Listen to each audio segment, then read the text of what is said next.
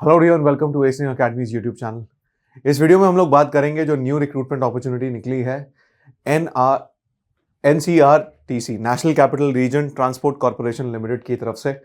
और यहाँ पर वैकेंसीज निकली है डिप्लोमा होल्डर्स के लिए डायरेक्ट रिक्रूटमेंट बेसिस पर maintenance staff, operations and maintenance staff. इस हेडिंग के अंडर आपको दिखाई दे जाएगा ऑफिशियल वेबसाइट के ऊपर।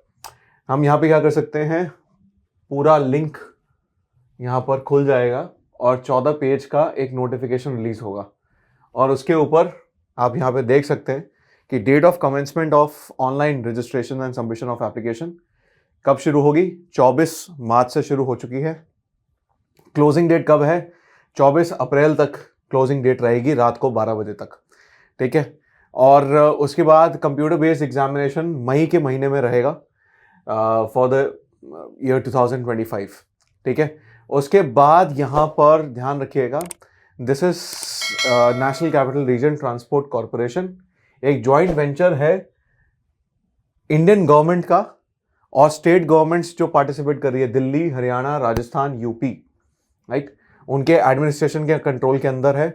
और साथ ही साथ ministry of housing and urban affairs के साथ साथ कोरिलेशन में एनसीआर रीजन में यहाँ पर आपके प्रोजेक्ट्स रन होते हैं इस पर्टिकुलर डिपार्टमेंट के अंडर।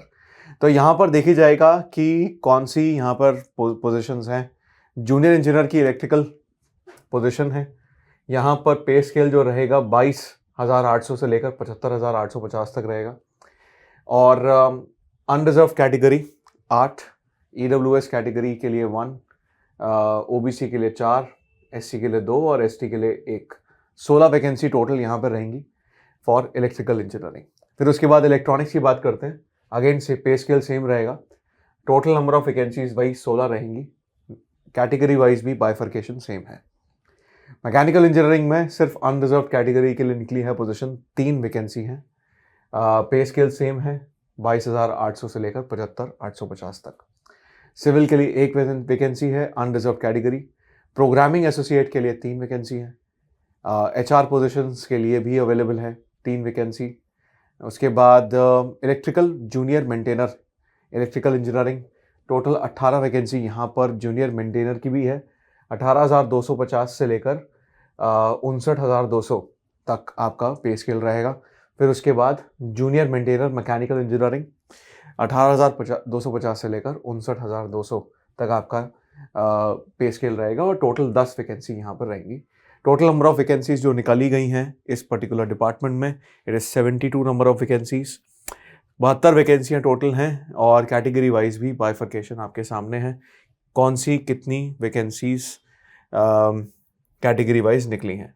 राइट, फिजिकली हैंडीकैप्ड के लिए भी उन्होंने मेंशन कर रखा है एस्पेक्ट्स कि कौन से फिजिकली हैंडीकैप्ड कैटेगरीज के स्टूडेंट्स एलिजिबल रहेंगे। अपार्ट फ्रॉम दैट उसमें उधर यहाँ पर उन्होंने मेंशन कर रखा है कि मैक्सिमम एज हर एक के लिए 25 साल है। Right, 25 years is the maximum age for all the positions. Diploma students यहाँ पर एलिजिबल रहेंगे जिन्होंने भी फुल टाइम रेगुलर कोर्स कर रखा है डिप्लोमा का 3 साल का, इलेक्ट्रिकल में, इलेक्ट्रॉनिक्स में, मैकेनिकल में, सिविल में। और प्रोग्रामिंग पोजीशन के लिए computer science, IT, BCA, BSc computer science, BSc IT, ये सब एलिजिबल रहेंगे। राइट, HR और मैनेजमेंट पोजीशंस के लिए भी उन्होंने यहाँ पे मेंशन कर रखा है। राइट, मेंटेनर पोजीशंस के लिए आपके पास अगर ITI का सर्टिफिकेट है इलेक्ट्रीशियन ट्रेड और इक्विवेलेंट का, आप अप्लाई कर सकते हैं। और मैकेनिकल के लिए ITI का सर्टिफिकेट है फिटर ट्रेड और इक्विवेलेंट में, तो आप यहाँ पर अप्लाई कर सकते हैं। राइट, आपके पास सारी एसेंशियल क्वालिफिकेशंस होनी चाहिए। फाइनल ईयर के बच्चे यहाँ पर अप्लाई कर सकते हैं। आपके पास प्रोविजनल सर्टिफिकेशन होना चाहिए और साथ ही साथ आपके पास फाइनल ईयर की मार्कशीट भी होनी चाहिए, तभी आप अप्लाई कर पाएंगे। राइट, अदरवाइज यहाँ पर अप्लाई आप नहीं कर पाएंगे। फुल टाइम स्टूडेंट्स ही यहाँ पर एलिजिबल रहेंगे, वर्किंग प्रोफेशनल्स एलिजिबल नहीं रहेंगे, ये स्पेसिफिकली इन्होंने मेंशन कर रखा है। पार्ट टाइम वाले बच्चे यहाँ पर अप्लाई नहीं कर सकते। Only Indian nationals above the age of 18 years will be applicable for these positions. ठीक है, तो ये कुछ important points है regarding your qualification जो कि आपको दिमाग में रखने होंगे।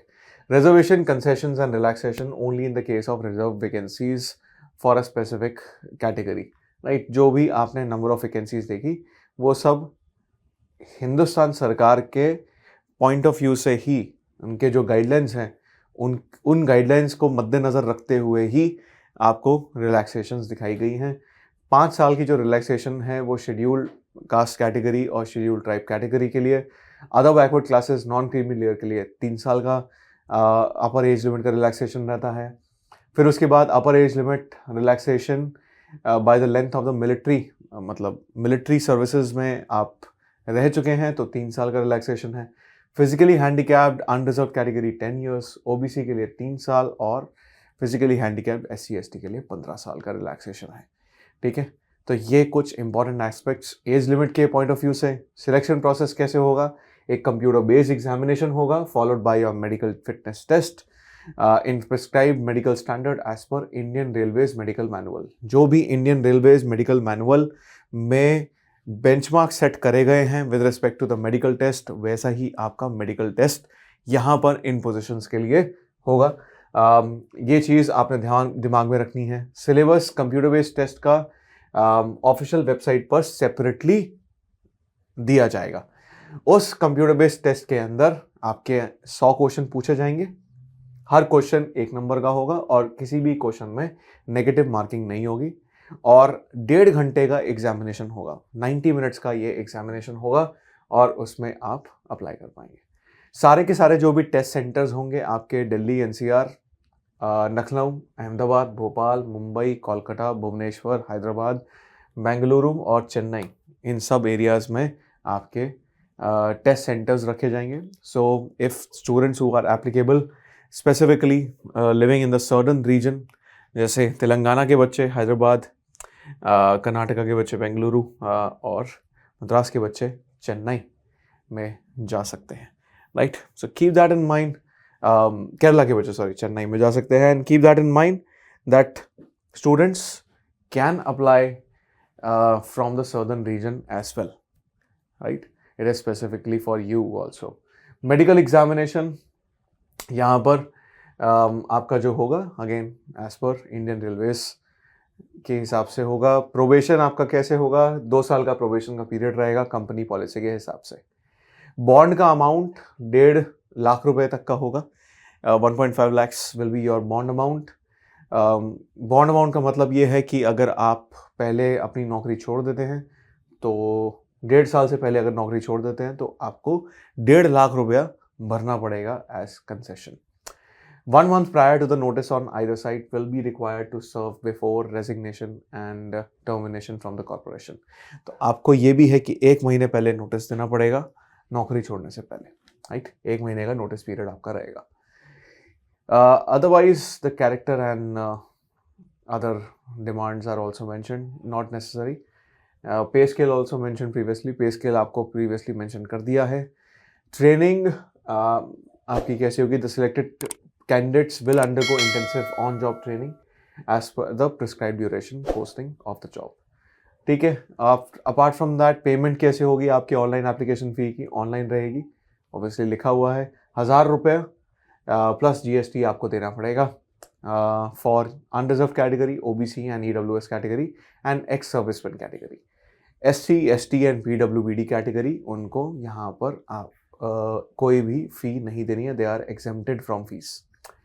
Right, final dates of submission also have been mentioned previously. Official website पे जाकर आपको अप्लाई करना है।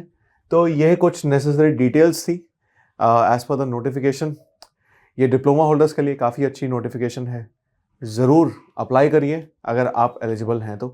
For further notification details do subscribe to our channel, हमारे चैनल को सब्सक्राइब करिए और इस वीडियो को अपने दोस्तों को शेयर करिए सो दैट आपको और आपके दोस्तों को टाइमली अपडेट मिल सके जॉब नोटिफिकेशंस की। Thank you very much.